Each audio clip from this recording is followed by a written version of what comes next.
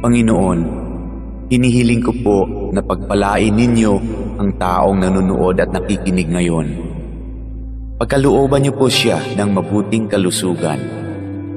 Bigyang tugon ang kanyang mga panalangin ayon sa inyong kalooban.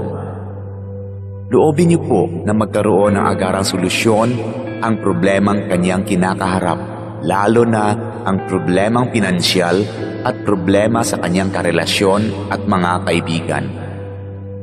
Ilayo niyo po siya sa tukso ng kasalanan at lahat na uri ng kapahamakan.